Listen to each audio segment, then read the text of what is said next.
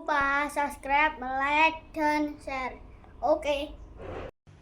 Nah, ketika Fatihah itu sebegitu keramatnya, sebegitu topnya, itu setan rapat, singkat cerita itu, yang tadi dipimpin oleh iblis yang sedang terkapar apa?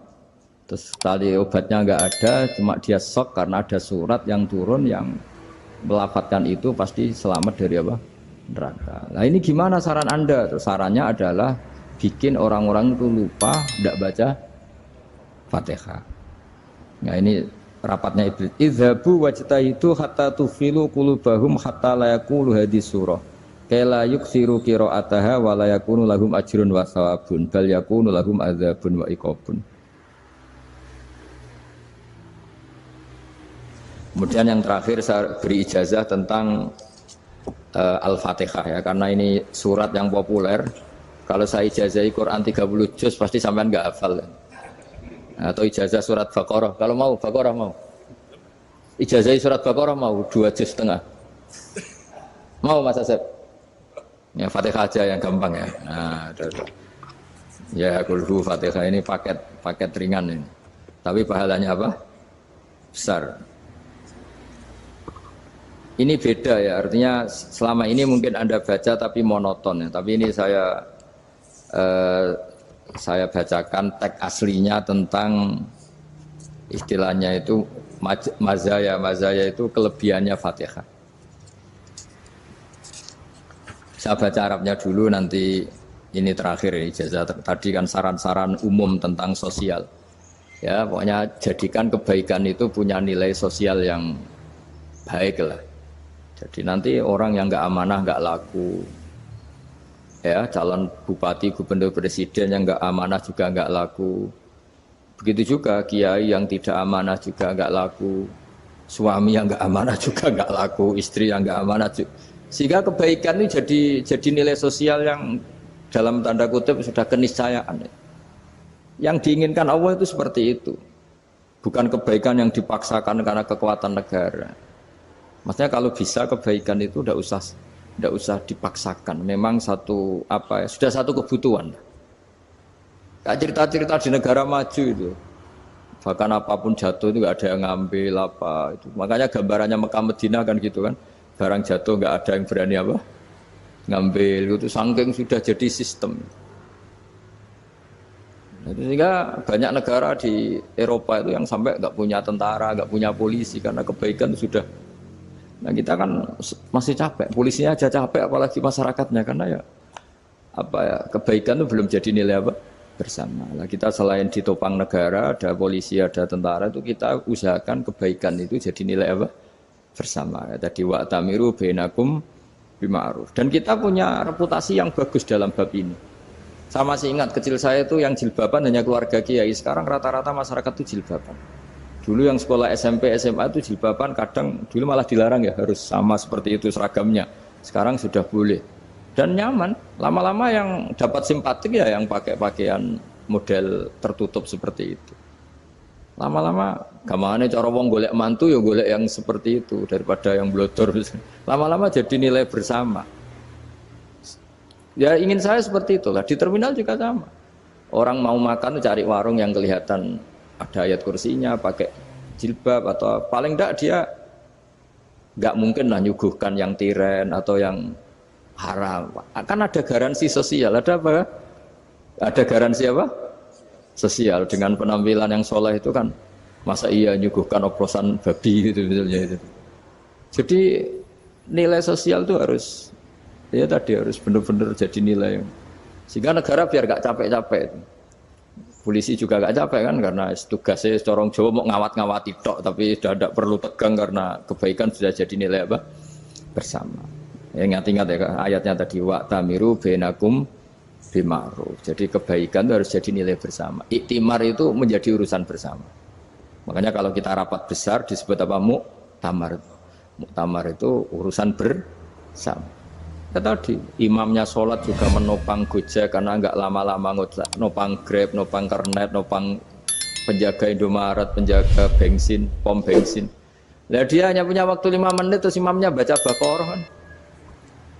Iya imamnya mursyid, mungkin dia tambah lama tambah dapat aplaus dari muhibbinnya, tapi makmumnya. Dia tambah lama tambah dapat penghormatan dari pecintanya, tapi kitanya wah khusyuk wali kan dia dapat status naik lah, kita yang sudah tidak ikut jadi wali diganggu apa pekerjaannya. Kalau ada imam seperti itu sampai mufarokoh saja, niat ya Allah sampai sini saja saya makmum orang itu, silakan orang itu punya urusan sendiri dengan jenengan ya sudah, atau salib saja apa ya, itu boleh. Kalau dalam fikih namanya apa, mufarokoh.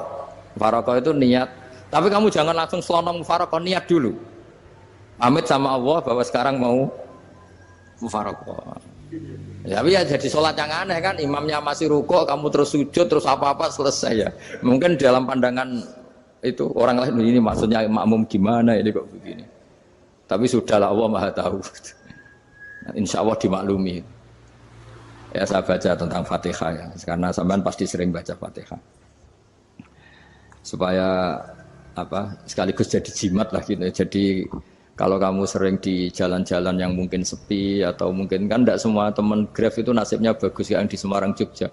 Mungkin yang di Kalimantan, di Papua kan ada yang 10 kilo gak ketemu rumah, ya kan? Ya lihat di TV-TV itu kan kasihan kan, sudah 10 kilo gak ketemu rumah, penumpangnya kuwekar preman tuh kan, ini makan orang enggak kan? Kan ujiannya dua. Kalau penumpangnya cantik itu ya kecoba syahwat, kalau preman takut. Jadi orang itu selalu ujian itu. Sing sedengan itu kan jarang orang itu.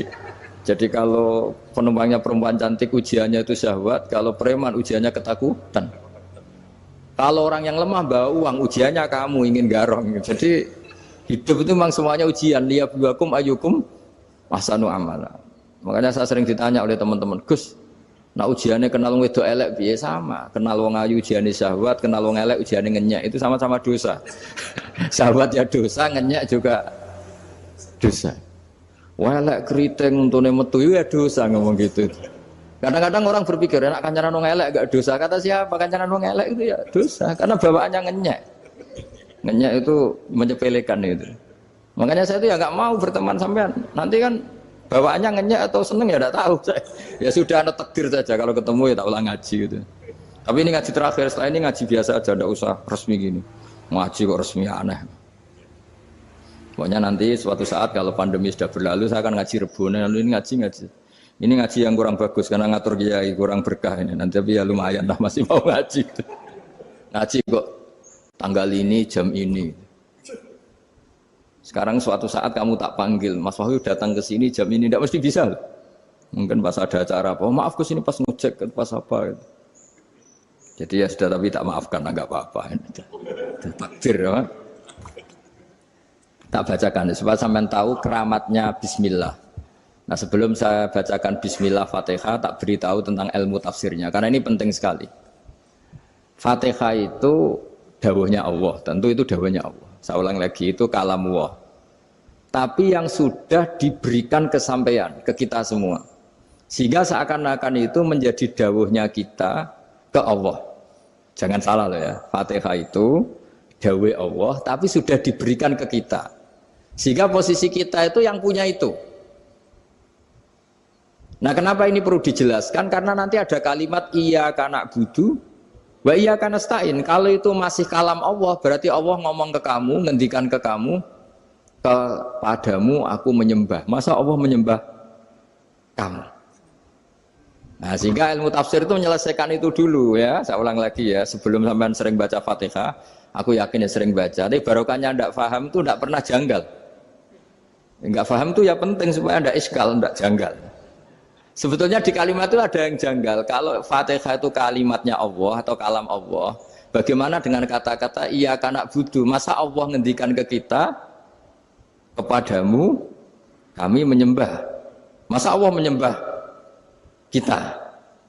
Maka penyelesaiannya secara ilmu tafsir gimana? Semua ulama mengatakan, bukan satu dua, semuanya mengatakan di Fatihah itu semuanya diberi kawalan kalimat. Saya ulang lagi ya, di Fatihah itu semuanya diberi awalan kalimat qulu, katakan wahai hambaku begini. Ya, katakan wahai hambaku begini. Nah, begini ini pelajaran dari Allah yang sudah diberikan ke kita.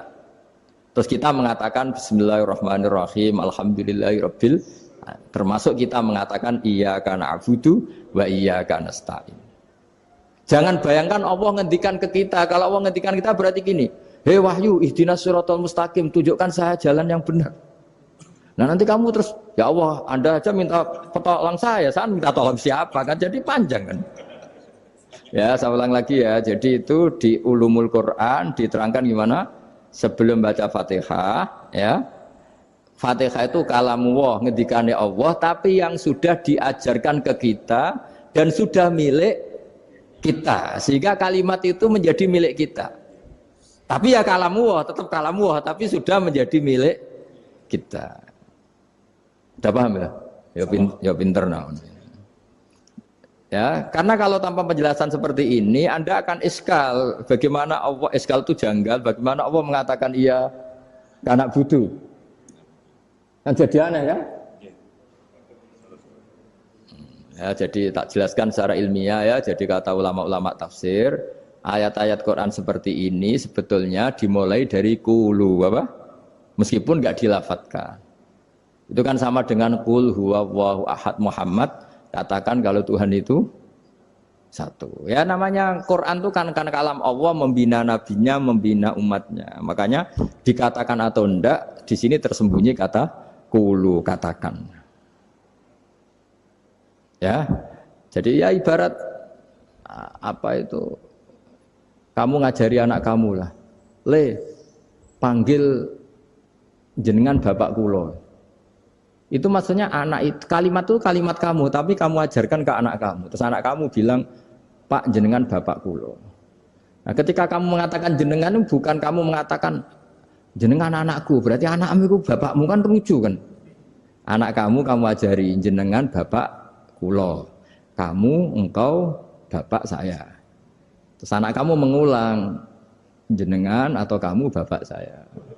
Berarti itu kalimat yang kamu ajarkan, tapi sekarang sudah milik anak kamu. Kalau itu kalimat kamu kan lucu, masa anak kamu bilang bapak. Nah itu seperti itu. Jadi ulama memberi solusi atau jawaban iyyaka na'budu wa iya, itu sebelumnya ada kata-kata qulu, katakan wahai hambaku, hubungan kamu dengan saya adalah katakan iyyaka na'budu wa iyyaka nasta'in. Terus hubungan kamu dengan saya katakan juga dalam doamu ihdinas siratal mustaqim. Jelas ya, jadi itu kalam Allah yang sudah milik kita karena diajarkan Allah untuk kita. Dong ya? Ya dong, gak jelas gak. Tapi bagus, gak jelas itu bagus. Kalau kamu jelas gak jadi digrab, jadi gubernur. Min azimi fadliha kasratu asma'iha wa fadail ukhra. Ini cerita dramatisnya surat Al-Fatihah.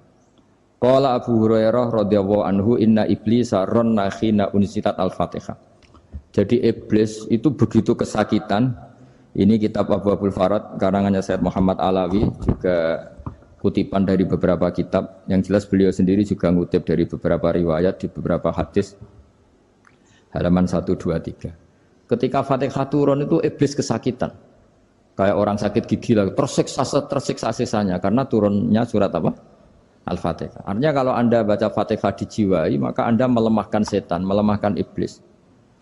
Wa qala Mujahid, khina unzilat Fatihatul kitab ronna fastama indahu asyayatin. Jadi ketika Fatihah itu turun, iblis itu terkapar lah kira-kira. Sampai dijenguk banyak setan. Jadi kemana di ICU lah kira-kira gitu kalau sekarang itu. Entah Covid entah enggak tahu, pokoknya di ICU sampai dijenguk banyak setan. Enggak tahu bawa apa enggak tahu, pokoknya dijenguk banyak setan. Ono yang nyangoni karena ini apa? Ketuanya apa? Pingsan, sakit. Jadi iblis itu sakit sampai dijenguk anak buahnya setan-setan. Ya, semoga kalian semua tidak kenal setan. Kalau kenal berarti teman, apa?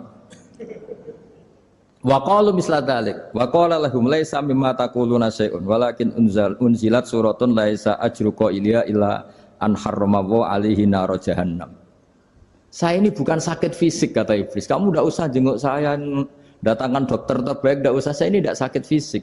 Saya ini sakit karena ada surat yang diturunkan, yang pahala yang melafadzkan surat itu pasti selamat dari neraka. Padahal misi terbesar saya ini supaya manusia masuk neraka. Sekarang punya tamengnya. Wah pusing kan? Ya seperti orang lah goda sampean ternyata sampean setia itu kan pusing. Nah ternyata tidak setia itu yang akhirnya ribet kan itu. Jadi iblis itu cita-cita terbesarnya kan semua orang itu masuk neraka. Nah sekarang turun satu surat yang gara-gara surat itu siapapun yang baca dijamin selamat dari neraka. Jadi walakin unzilat suratun laisa ajru qailiha illa an harramallahu alaihi nar jahannam. Karena jadi dia shock lah itu kalau orang di Jawa itu bilang shock. Aduh sial nasib saya ini umat nggak bisa saya goda lagi karena punya tamengnya tadi punya. Khotbah tolakai dukum makrukum. Rekayasa kalian sekarang itu tidak ada gunanya semua. Nah, ini alhamdulillah di Indonesia kelihatan kan banyak yang miskin, banyak yang susah. Tapi selagi mereka masih sholat, itu keinginan mencari halal itu masih tinggi. Kayak apa kita di tengah kota, jauh dari anak istri, jauh dari tetangga. Biasanya kalau orang jauh dari anak istri, tetangga kan sakar PDW. Tapi yang soleh masih banyak, sudah jauh dari keluarga tetap lurus. Loh, kalau yang dekat lurus kan wajar, konangan wong akeh kan. Ini sudah jauh masih lurus. Nah ini nggak lepas dari barokahnya surat apa? Surat Fatihah tadi. Jadi karena ada surat yang menjamin pelafalnya atau qailiha terbebas dari api neraka. Wa qalat as-sayatinu lahu is ayyusai'in ta'muruna ya maulana. Faqala lahum idhabu wajtahidu hatta tukhfilu qulubahum hatta la yaqulu hadhihi surah. Lalu kita gimana? Jari para setan gitu. Lalu kita gimana? Terus kata iblis, sudah bikin mereka lupa sehingga tidak baca lagi. Selagi masih baca kita pasti keok. Jadi kalau sampean sudah jarang baca Fatihah itu berarti sudah bagian dari kemenangan apa? Iblis. Jadi kalau sampean sudah jarang baca Fatihah itu berarti bagian dari kekalahan Anda, kemenangan iblis. Masih sering baca? Berapa kali? Terus apa lagi?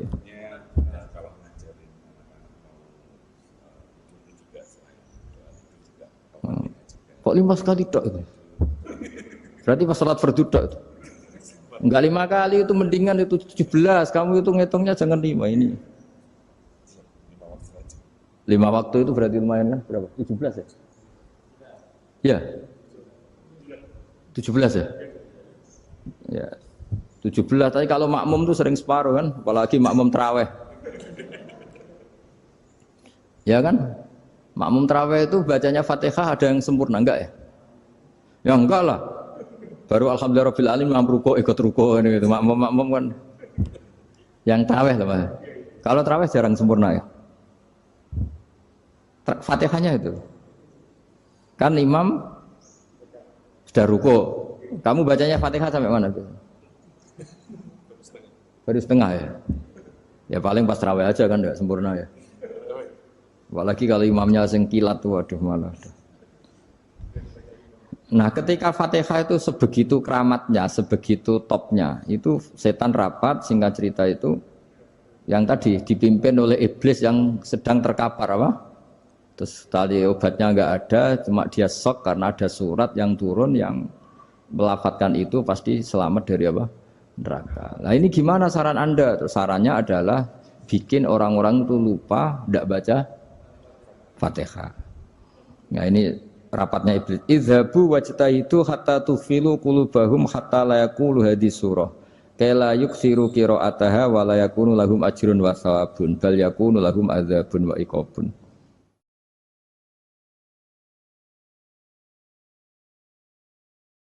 Jadi saya mohon selama ini Anda sudah baca, tapi mungkin hanya rutin saja. Napa rutin saja? Jadi barokahnya ngaji ini kamu punya kekuatan atau punya semangat membaca karena ini surat yang luar biasa. Ibarat gini, kalau sampean tanya, saya juga sering mikir, masa Gus hanya surat kok punya kekuatan seperti itu?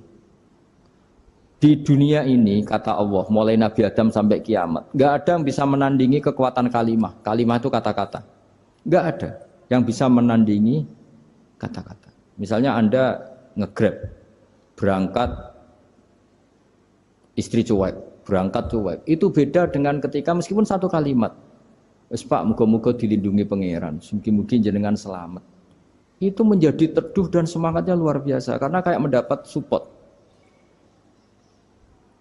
Jadi kira-kira kalimat itu hubungannya kita dengan Allah, Fatihah itu seperti itu. Kamu melafadzkan satu kata-kata yang dibenarkan langit bumi, dibenarkan aras, dibenarkan malaikat, dibenarkan semua penghuni di dunia ini.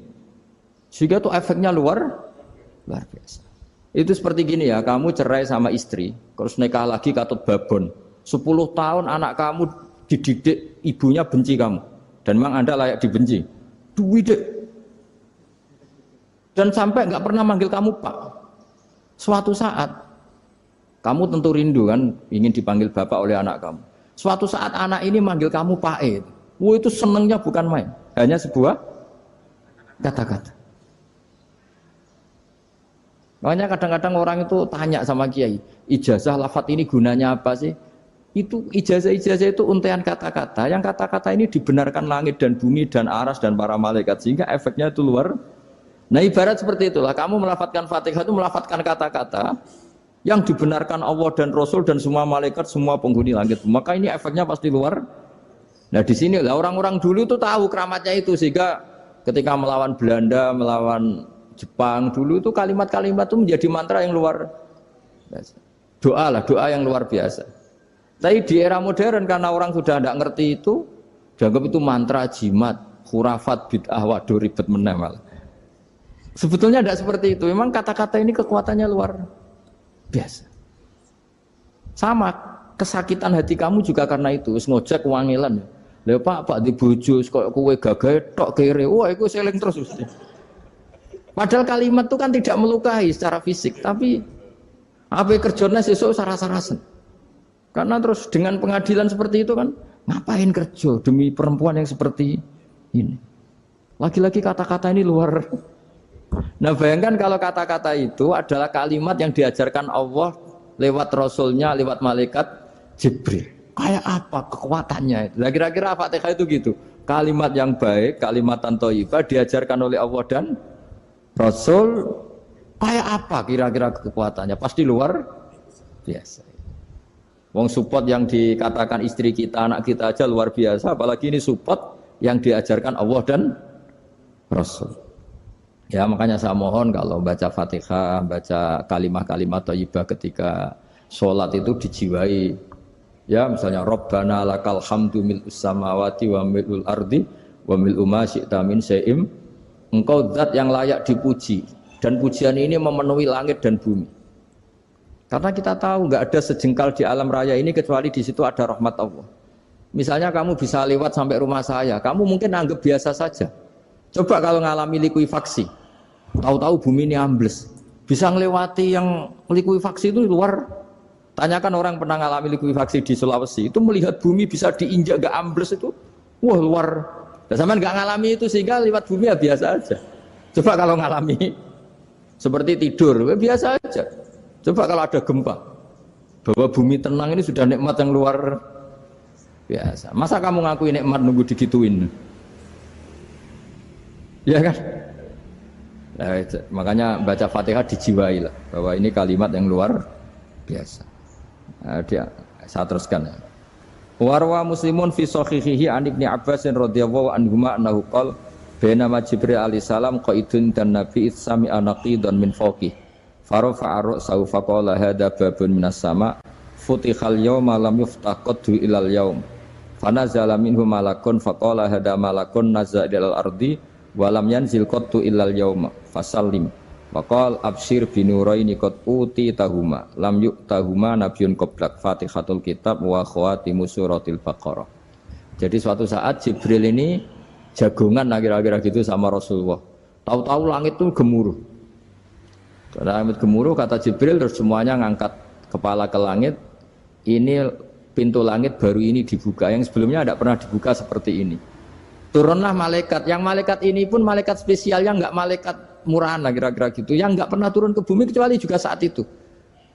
Dengan penyambutan yang luar biasa, dengan semuanya tidak pernah terjadi. Hanya karena surat Fatihah. Jadi ini surat yang luar biasa, pengawalannya lewat malaikat yang spesial, enggak pernah turun di bumi kecuali saat itu.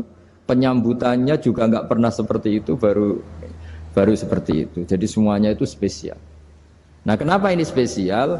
Karena di situ ada isi puja-puji kepada Allah Subhanahu wa ta'ala. Ada ikrar kita, alhamdulillah rabbil alamin, ar-rahmanir rahim. Ikrar ini penting. Kalau contoh paling gampang gitulah. Kamu punya istri selama ini cerewet terus. Suatu saat ngomong, "Pak, tak angen-angen rono wong lanang koyo sampeyan." Wah, itu langsung ndak ada lelaki sebaik engkau. Itu sampean senengnya Masya Allah. Karena ada ikrar dari seorang istri ke kamu. Nah, bayangkan kalau ikrar kita sebagai hamba diakui oleh Allah Subhanahu, maka ikrar ini akan dicatat sebagai kebaikan kita yang kita panen nanti di akhirat. Karena ada ikrar. Kita ikrar bahwa alhamdulillah rabbil alamin, kita ikrar ar-rahmanir rahim, kita ikrar maliki yaumiddin, kita ikrar iyyaka na'budu wa iyyaka nasta'in. Sampean misalnya jadi orang Indonesia, ketemu orang Indonesia yang makmur di Jerman, terus lupa Indonesia. Kamu orang Indonesia? Enggak, saya orang Indonesia. Mangkel gak kira-kira? Mangkel. Karena salah ikrar kan gitu. Ya, jadi saya mohon jangan anggap kalimat itu hal yang biasa, tapi luar biasa. Nggih, ngoten mawon. Assalamualaikum warahmatullahi wabarakatuh.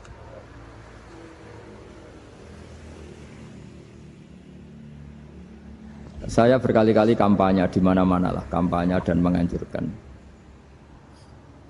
Di antara catatan dalam Suhufi Ibrahim wa Musa kan ada kan di Quran itu yang dinamakan lampiran-lampiran wasiatnya Nabi Ibrahim dan Nabi apa? Musa. Itu di antara catatannya begini. Orang yang punya akal itu adalah orang yang bisa menikmati sesuatu yang baik. Misalnya gini, contoh gampang gini. Kamu punya anak pertama atau punya anak yang masih kecil. Itu gendong tuh senangnya bukan main. Melihat anak sehat tuh senangnya bukan main. Mungkin saat itu banyak orang yang sedang maksiat dengan perempuan nakal atau dengan teman-teman nakalnya, yang nganggap seperti itu tidak nikmat. Tapi andaikan ini ditimbang ya ditimbang. Yang maksiat tulan, misalnya paling ukuran bahagianya itu 70%. Tapi yang ini, yang nimang anak baru lahir atau masih kecil, corong Jawa ngeloni anak, bisa saja bahagianya itu sampai 100%. Artinya selama ini kesalahan kita adalah nganggap maksiat itu pasti menyenangkan dan taat itu tidak menyenangkan. Makanya saya berkali-kali fatwa, untuk melawan kenikmatan maksiat, orang harus terbiasa menikmati taat, menikmati kebaikan. Jangan kira kita nimang istri nikmat, nimang anak nikmat, ketemu teman yang lama tidak ketemu juga nikmat. Artinya kita akan melewati berjam-jam untuk jagungan sama teman, sama anak, sama istri. Dan itu harus kamu nikmati supaya mengganti tidak berkebutuhan nikmat yang lewat jalur maksiat. Jadi saya mohon sarana-sarana yang menyenangkan itu, yang taat itu kita maksimalkan. Makanya bapak saya itu sering pesan, kowe nak ngaji sing guyon, sing seneng. Nganti wong maksiat itu karena cari kesenangan. Coba kalau kesenangan itu sudah didapatkan saat taat, maka tidak butuh lagi kesenangan yang berbentuk maksiat. Makanya orang-orang wali dulu kalau sudah sholat itu gak bisa berhenti karena merasa nikmat. Makanya Nabi pernah ngendikan wa qurratu aini fi sholat, nyaman saya itu kalau sedang sholat.